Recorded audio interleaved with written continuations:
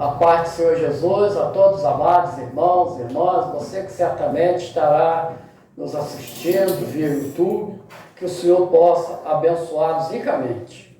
Amém? Amém. Então, vamos abrir as nossas Bíblias no Evangelho de Lucas, no capítulo 24, a partir do versículo 13. Lucas, capítulo 24, a partir do versículo 13.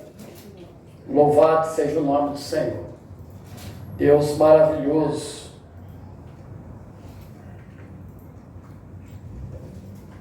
Leamos. Naquele mesmo dia, 2 deles estavam de caminho para uma aldeia chamada Emaús, distante de Jerusalém, 60 estádios. Iam conversando a respeito de todas as coisas sucedidas. Aconteceu que, enquanto conversavam e discutiam, o próprio Jesus se aproximou e ia com eles. Os seus olhos, porém, estavam como que impedidos de o reconhecer. Então lhes perguntou Jesus: que é isso que vos preocupa? E de que ides tratando à medida que caminhais? E eles pararam entristecidos. Um, porém, chamado Cleopas, respondeu, dizendo: eis o único, porventura, que, tendo estado em Jerusalém, ignoras as ocorrências destes últimos dias? Ele lhes perguntou quais, e explicaram o que aconteceu a Jesus, o Nazareno, que era varão profeta, poderoso em obras e palavras diante de Deus e de todo o povo, como os principais sacerdotes e as nossas autoridades o entregaram para ser condenado à morte e o crucificaram. Ora, nós esperávamos que fosse ele quem havia de redimir a Israel. Mas depois de tudo isto, é já este o 3º dia desde que tais coisas sucederam. É verdade também que algumas mulheres das que conosco estavam nos surpreenderam, tendo ido de madrugada ao túmulo, e não achando o corpo de Jesus, voltaram dizendo terem tido uma visão de anjo, os quais afirmaram que ele vive. De fato, alguns dos nossos foram ao sepulcro e verificaram a exatidão do que disseram as mulheres, mas não o viram. Então lhes disse Jesus: ó nécios e tardo de coração, para crer tudo o que os profetas disseram. Porventura não convinha que o Cristo padecesse e entrasse na sua glória? E começando por Moisés, discorrendo por todos os profetas, expunha-lhes o que a seu respeito constava em todas as Escrituras. Quando se aproximaram da aldeia para onde iam, ele fez menção de passar adiante, mas eles os constrangeram, dizendo: fica conosco, porque já é tarde e o dia já declina. E entrou para ficar com eles. E aconteceu que, quando estavam à mesa, tomando ele o pão, abençoou e, tendo partido, lhes deu. Então se lhe abriram os olhos e o reconheceram, mas ele desapareceu da presença deles.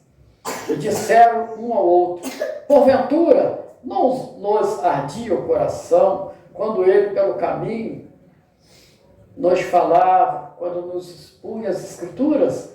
E na mesma hora, levantando-se, voltaram para Jerusalém, onde achava reunidos 11 e outros com ele. Louvado seja o nome do Senhor.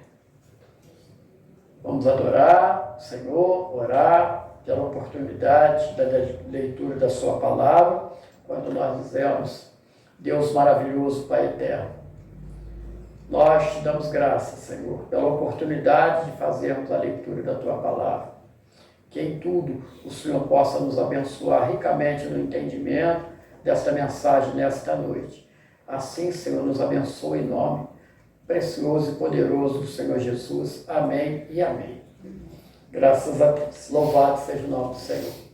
Então, meus amados, minhas amadas, a mensagem ela tem, é o título a passagem do histórico para o profético. A passagem do histórico para o profético. Nós vamos entender como se dá essa passagem. Então, nós queremos inicialmente dizer para você que nos assiste, que nos ouve, de que verdadeiramente aqueles 2 discípulos, pelo texto que nós lemos, eles estavam saindo ali de Jerusalém e indo para uma localidade chamada Emaús. Não era um lugar tão próximo naquela época, mas certamente era uma distância de aproximadamente de 11 a 12 quilômetros de distância entre Emaús e Jerusalém. E nós percebemos de que aqueles 2 discípulos, eles iniciam ali a caminhada, sua jornada, diante de um fato que para eles era um fato histórico. Então eles estavam na história. Eles ouviram falar de Jesus, dos feitos de Jesus, do quanto era o poder que Jesus havia feito a obra no meio deles. Mas eles continuavam, pelo discorrer da mensagem, da leitura da palavra, nós vamos entender que para eles ali era um fato histórico. E eles iam discutindo entre si. E nesse momento, Jesus se aproxima e faz uma pergunta: o que é que vocês estão conversando entre si? Olha a preocupação do Senhor Jesus. Olha a preocupação do nosso Salvador. Olha a preocupação do nosso Redentor. O que é que você tem falado em casa? O que é que você tem trocado de ideia com as pessoas a respeito de Jesus? Os discípulos ali, ao receber essa pergunta, o que é que vocês estão conversando? Então, eles imediatamente falam assim: olha, você não sabe os fatos que aconteceu nos últimos dias em Jerusalém? E o Senhor Jesus, ele vai com uma profundidade maravilhosa do Deus Criador. Ele vai tocar no coração deles, como um dia tocou no nosso. E olha que coisa maravilhosa. Ele pergunta: as quais? Como encontra a sua vida na caminhada com Jesus? Vamos ver como estava a situação daqueles 2 discípulos. E eles falaram: olha o que aconteceu com Jesus o Nazareno. Ele é um homem que praticou muitas obras, muitos milagres, muitos ensinamentos, algo maravilhoso como nunca antes ocorreu. E nós esperávamos que ele fosse libertar o povo de Israel do domínio do Império Romano. Mas agora, 3 dias já se passaram aconteceu. Então, meus amados, olha o quanto nós precisamos tomar cuidado na nossa caminhada cristã. Eles estavam esperando uma bênção material. Eles não atentaram para o principal motivo do cumprimento de João, capítulo 3, versículo 16.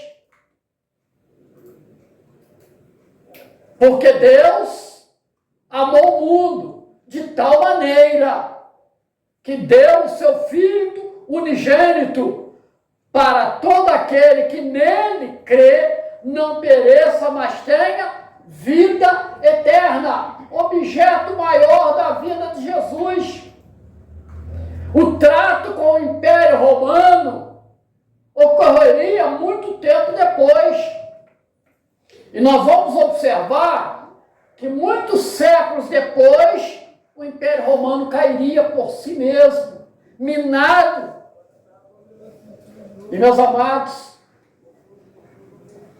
e o Senhor Jesus, Ele vai tirar eles, Ele vai tirar os dois discípulos do aspecto, não abaixou muito não, abaixou muito, vai tirar eles do aspecto histórico e colocá-los no aspecto profético.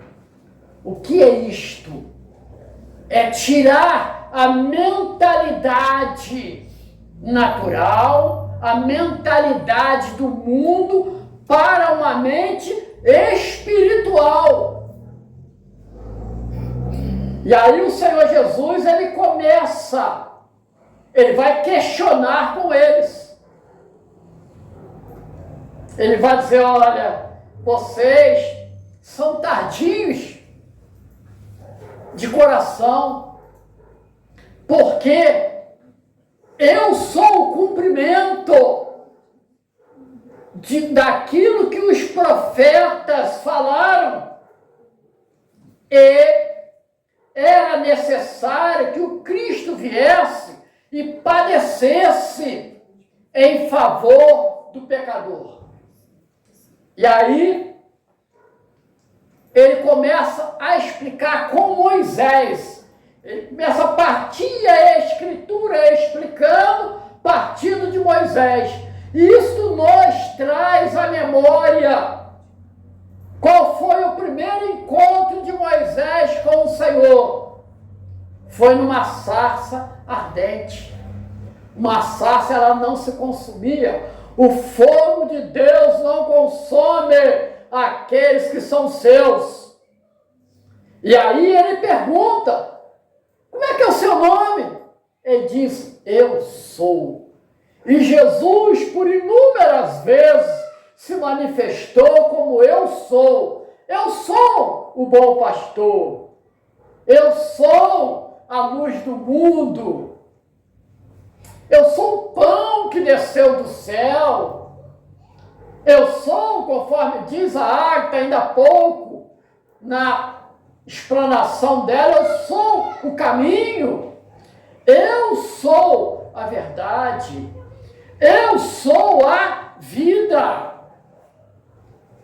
Então, o Senhor Jesus começa a explicar para eles aquilo que já estava contido nas Escrituras. Interessante, ele vai passar por todos os profetas, ao ponto de quando ele chega ali no profeta Isaías, que coisa maravilhosa. O profeta Isaías 53, no versículo 5, a palavra diz assim, olha, mas ele foi traspassado pelas nossas transgressões e moído pelas nossas iniquidades. O castigo que nos traz a paz estava sobre ele, e pelas suas pisaduras nós fomos sarados. Louvado seja o nome do Senhor. Olha que grande amor, né? E o Senhor Jesus, ele vai tratando. Então, aqui é a confirmação de que o Cristo que viria, ele seria aquele que sofreria todo aquele castigo que 3 dias antes havia ocorrido. Então, eles, ao falar o histórico, eles saíram do profético, saíram da palavra de Deus. Interessante que quando eles iam se aproximando da aldeia, olha, essa mensagem é maravilhosa, meus amados, pelo que nós vamos concluí-la. Algo maravilhoso o Senhor quer falar conosco. Olha, então veja bem, quando eles iam chegando ali no local, ele fez como que passasse adiante, e eles fizeram um clamor de que todos nós, que um dia temos um verdadeiro encontro com o Senhor Jesus, nós fazemos. Fica conosco, Senhor. Fica conosco. Já se faz tarde. O dia já se foi. A noite se aproximou. E nela o tentador pode atacar. Fica conosco. Esse é o clamor que eles fizeram para ele. E Jesus, cumprindo-se o que está contido em Apocalipse, diz assim: eis que eu bato a porta. Jesus se aproximou dele batendo na porta. Se abrires, eles abriram para ouvir e convidaram ele para entrar. Ele disse assim: então, eu entrarei e com ele cearei. Aleluia, aleluia. Meus amados, então ele entra. Quando ele entra ali, é posta a mesa. Jesus, naquele momento de convidado, ele passa a ser o anfitrião, porque ele pega o pão e abençoa. E na mesma hora, os olhos dele se abriram. É Jesus o Salvador. Que alegria, que alegria. E na mesma hora, o Senhor desaparece. Vamos à entrega da mensagem. Vamos à entrega do entendimento aqui. É pelo que eles falaram. Olha o que eles falaram. E disseram um para o outro: é possível que nós aqui possamos repetir a mesma palavra? É possível? Eu quero que vocês repitam comigo. Porventura, não nos ardia o coração quando ele, pelo caminho, nos falava, quando nos expunha as Escrituras. Meus amados, Jesus ali entrou no coração deles. Por isso que aquele fogo do Espírito Santo queimava-lhes o coração, ardia o coração. E aí eles conseguiram, é Jesus. Na mesma hora ficou tudo muito claro. Louvado seja o nome do Senhor. Quem sabe? Você tem caminhado, como nós, durante muito tempo caminhamos, ouvindo falar de Jesus. Quem sabe, durante muito tempo, nós ouvimos falar dos milagres de Jesus. Durante muito tempo, nós vimos que Jesus cura, que Jesus restaura, renova. Mas você ainda não viveu uma experiência de ouvir a voz do Salvador. Então, seu coração ainda está fechado. E o convite é: Jesus quer falar no seu coração. É aquele que diz assim, mansamente: filho meu, dá-me o teu coração. E nós respondemos: é Deus, Senhor, todo seu. Mas por quê que ele pediu o coração? Porque ele é a palavra. Mas onde está isso, pastor Carlos? Se nós pegarmos e abrirmos o nosso livro sagrado, em Apocalipse, no capítulo 19, no versículo 13, o que diz a palavra? E estava vestido de uma veste salpicada de sangue, e o nome pelo qual se chama é a palavra de Deus. Aqui é um Jesus glorificado, um Jesus maravilhoso. Então, a palavra de Deus tem que estar dentro do nosso coração. E aí, em tudo aquilo que tem se levantado, os convites que não glorificam o nome do Senhor, você vai dizer: guardei a tua palavra no meu coração, para não pecar contra ti. Que o Senhor nos e os abençoe. Vamos colocar de pé. Vamos pegar a bênção apostólica. Tá bom? Glória a Jesus. Vamos orar ao Senhor, né? Que todos nós possamos alcançar a mudança, metanoia de aspecto material, natural, para o aspecto profético. Como é possível, pastor? Quando nós cumprimos a palavra de Deus. Nosso Deus maravilhoso e eterno Pai, em nome do Senhor Jesus, nós iniciamos este culto, Senhor, onde a pastora Maria, ela fez a oração inicial. A seguir, nós tivemos a apresentação dos louvores, depois a mensagem da jovem Ágata, e fizemos a nossa oferta, cremos que somos abençoados e ouvimos a tua mensagem. Que ela venha se cumprir em nossas vidas, que nós possamos sentir o falar do Salvador em nossos corações. E assim que ele venha queimar de vontade de glorificar e adorar o teu nome.